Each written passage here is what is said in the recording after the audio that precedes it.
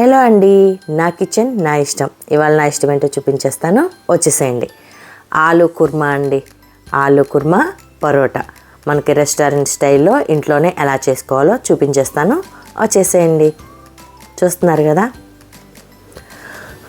ముందుగా పరోటాకి మనం పిండి కలిపేసుకుందామండి. నేనైతే 3 కప్పులు మైదా తీసుకున్నాను, చక్కగా జల్లించుకున్నాను.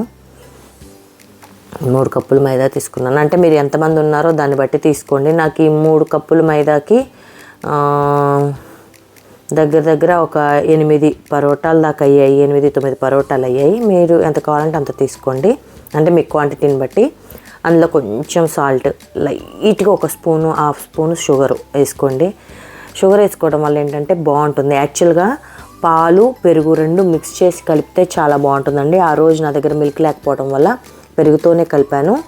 పెరుగు కాకుండా మీరు కొంచెం పాలు పోసుకొని కొంచెం పెరుగు వేసుకొని కలుపుకోండి. పెరుగు ఎక్కువ వేయకుండా కొంచెం తక్కువ పెరుగు, కొంచెం తక్కువ పాలు, ఒక కప్పు అది పోసుకొని చూసుకొని పోసుకోండి. మైదా పిండి త్వరగా మెల్ట్ అయిపోతుంది, ఎక్కువ మెల్ట్ అయిపోతుంది మెత్తగా.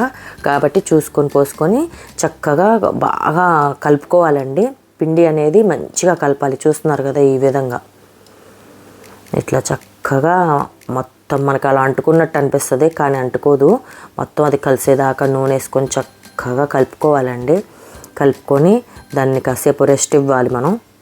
చూస్తున్నారు కదా, నాకు ఈ కలపడానికి ఒక 10 నిమిషాలు పట్టింది. ఏ పిండి అయినా సరే మనం కలిపే విధానంలో ఇందాక అంటుకుంటూ ఉంది, ఇప్పుడు చూసారా అంటుకోవట్లేదు, మ్యాక్సిమం తగ్గిపోయింది. అలా చక్కగా కలుపుకొని ఒక పక్కన పెట్టేసుకుందామండి. చూస్తున్నారు కదా, దాన్ని రెస్ట్ ఇస్తాను. ఇది అయ్యే లోపల నేనేం చేస్తాను అంటే ఉల్లిపాయలు, పచ్చిమిరపకాయలు, బంగాళదుంపలు ఉడికించి కట్ చేసి పెట్టుకున్నానండి. ఆల్రెడీ బంగాళదుంపలు ఉడకపెట్టేసాను అప్పటికే.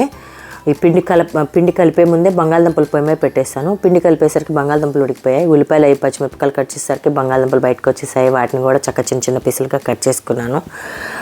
అంటే మనకు నచ్చిన సైజులో, షేప్లో, కొంచెం పెద్దవైతేనే బాగుంటాయి. అలాగే పొయ్యి మీద ఒక మూకుడు పెట్టుకొని అందులోనే 2 లవంగాలు, 2-3 యాలకులు, ఒక చిన్న దాల్చిన చెక్క, ఒక బిర్యానీ ఆకు వేసుకోండి. అలాగే అవి వేగాక ఉల్లిపాయ వేసుకోండి, కరివేపాకు వేసుకోండి, చక్కగా వేయించండి. దాంట్లోనే కొంచెం అల్లం చిన్నులపాయ పేస్ట్ అండి, 1 టేబుల్ స్పూన్ కానీ 2 టేబుల్ స్పూన్ కానీ మీ టేస్ట్కి తగ్గట్టు వేసుకోండి.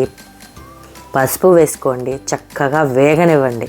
చూస్తున్నారు కదా, ఉల్లిపాయ అనేది బాగా గోల్డెన్ బ్రౌన్ టైప్, అంటే మరి ఈ గోల్డెన్ కాదు కానీ బాగా వేగాలి. బాగా వేగిన తర్వాత కారం వేసుకోవాలి. మనకి ఆయిల్ రిలీజ్ అవుతుంది, తెలుస్తుందండి. అలా రిలీజ్ అవుతుంది ఆయిల్లో నుంచి అన్నప్పుడు చక్కగా కారం వేసుకొని, ఉప్పు, కారం, ఈ మన గరం మసాలా, ధనియాల పౌడరు, కొంచెం జీలకర్ర పౌడరు వేసుకొని 1 కప్పు నిండా నేను పెరుగండి చక్కగా మెల్ట్ చేసుకున్నాను, బీట్ చేసుకున్న పెరుగు వేసాను. మనకి ఎంత గ్రేవీ కావాలంటే అంత గ్రేవీ. అదే కప్పులో కొంచెం నీళ్ళు పోసానండి. పోసి చక్కగా అదంతా మరిగేదాకా, అంటే ఉడికే వరకు వెయిట్ చేద్దాం మనం. చూస్తున్నారు కదా, ఈ విధంగా ఉడుకుతుంది. కానీ గ్రేవీ కూర అయితే అద్భుతం అండి, చాలా అంటే చాలా బాగా వచ్చింది, నిజంగా చాలా బాగా వచ్చింది. అదంతా చక్కగా ఆయిల్ అంతా రిలీజ్ అయ్యి ఆయిల్ పక్కకు వస్తున్నప్పుడు మన బంగాళదుంప ముక్కలు కూడా వేసి సాల్ట్ వేసుకోండి మీ టేస్ట్కి తగ్గట్టు. నేను ఇందాక సాల్ట్ వేయలేదండి, కారము, గరం మసాలాలే వేసాను. ఇప్పుడు వేసాను అనమాట సాల్ట్. వేసి ఈ బంగాళాదుంప ముక్కల్ని కొంచెం నూనెలో వేగేలాగా ఒక 5-10 నిమిషాలు వేయించండి, బాగుంటుంది. ఇలా వేగిన తర్వాత చూస్తున్నారు కదా, ఈ పరోటా కుర్మాకి కొంచెం నూనె ఎక్కువ ఉంటేనే బాగుంటుందండి. తర్వాత మన గ్రేవీకి తగ్గట్టు నీళ్లు పోసుకోండి. ఒకవేళ మరీ పలసగా అనిపించింది అంటే కనుక కొంచెం మళ్ళీ పెరుగు కలుపుకొని వేసుకోండి. ఇవి లాస్ట్లోనే నేను గరం మసాలా వేసానండి. గరం మసాలా వేసుకొని కంప్లీట్ చేసుకున్నాను. కూర అయితే చూసారు కదా, ఇందాక ఎంత బాగుందో, అసలు టేస్ట్ కూడా చాలా అద్భుతంగా ఉందండి. లాస్ట్లో కొంచెం కూర మగ్గిపోయింది, ఇంకా దించుతామనే ముందు ఒక 2-3 నిమిషాల ముందు కస్తూరి మేతి పౌడర్ వేసుకున్నానండి. చూస్తున్నారు కదా, కూర అయితే అద్భుతం. మీరు కూడా చాలా సింపుల్గా ఇంట్లో ఇలా చేసుకోవచ్చు. బంగాళదుంప కుర్మా అయితే రెడీ అయిపోయింది. చూస్తున్నారు కదా, పరోటాలకి కొంచెం నూనె ఎక్కువ ఉంటేనే బాగుంటుందండి, గ్రేవీగా. అందుకని కొంచెం ఎక్కువ వేసాను.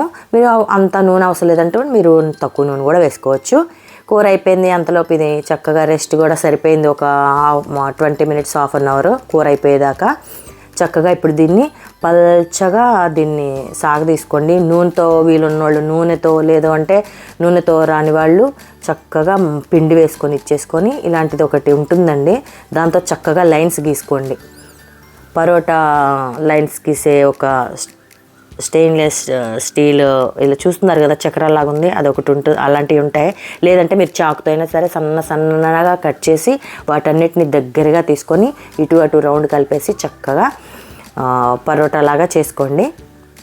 చూస్తున్నారు కదా, ఈ విధంగా పరోటాను కూడా కాల్చుకున్నానండి. కొంచెం పరోటా కాలేటప్పుడు నూనె వేసుకోవాలండి. నూనె వేసుకుంటేనే చాలా బాగుంటుంది.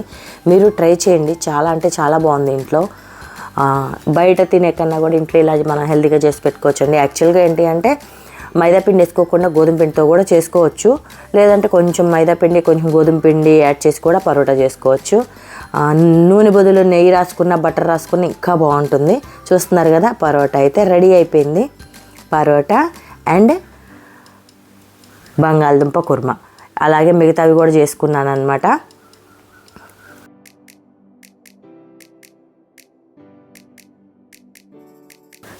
సింపుల్గా కొన్ని మనం ఇంట్లోనే ఇలా చేసుకుంటే తింటుంటే చాలా బాగుంటుందండి. మీరు కూడా ఒకసారి ట్రై చేయండి బంగాళదుంప కుర్మాని, పరోటాని.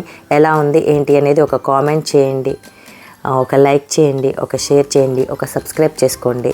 చాలా హ్యాపీగా ఫీల్ అవుతాను.